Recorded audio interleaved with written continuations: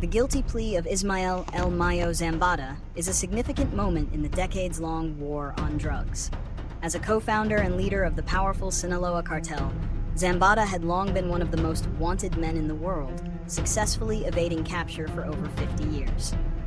His plea in a U.S. federal court represents a major victory for American and Mexican law enforcement, signaling that no drug lord, no matter how powerful or elusive, is beyond the reach of justice. This development is particularly notable because Zambada was a peer of the infamous Joaquín El Chapo Guzmán.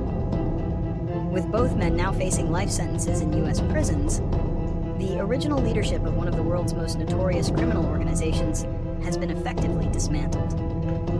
While the Sinaloa Cartel will likely continue to operate under new leadership, Zambada's plea sends a powerful message and closes a major chapter in the history of international organized crime. The guilty plea by Ismael El Mayo Zambada can be attributed to several key factors. A primary reason is the avoidance of the death penalty. U.S. prosecutors agreed not to seek capital punishment in exchange for his plea, which is a significant concession given the scope of his crimes. This agreement likely provided a strong incentive for the 75-year-old drug lord to accept a life sentence rather than face a trial that could have resulted in a death sentence. Furthermore, Zambada's plea is a recognition of the overwhelming evidence against him. Having operated for decades, his organization was deeply entrenched and extensively documented by law enforcement. The conviction of his former partner, El Chapo Guzmán, and the testimony of his own son, Vicente Zambada Niebla, likely made it clear that a successful defense at trial would be nearly impossible.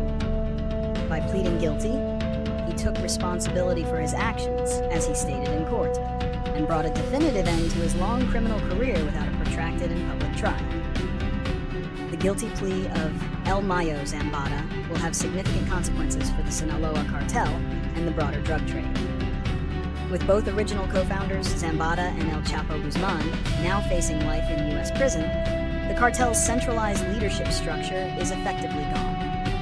This creates a power vacuum and could lead to violent infighting among competing factions, particularly between Zambada's loyalists and El Chapo's sons, known as Los Chapitos. For the U.S., the guilty plea is a major moral and political victory that sends a powerful message about the reach of American law enforcement.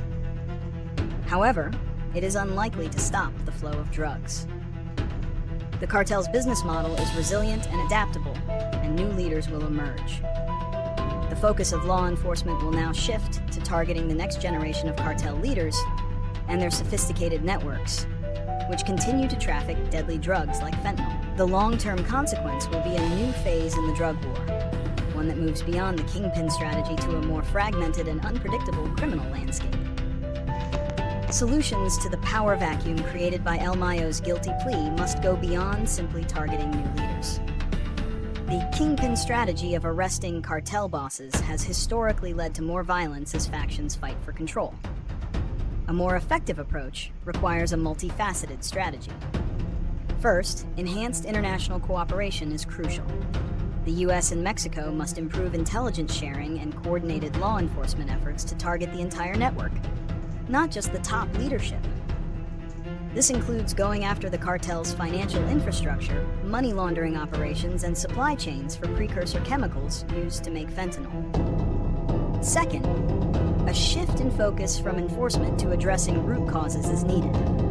This includes promoting economic development in cartel-controlled areas to offer alternative livelihoods, and strengthening Mexican institutions to reduce corruption and increase the rule of law. Finally, the focus must also be on demand reduction in the U.S. through public health initiatives and addiction treatment, which would ultimately undermine the cartel's primary source of revenue.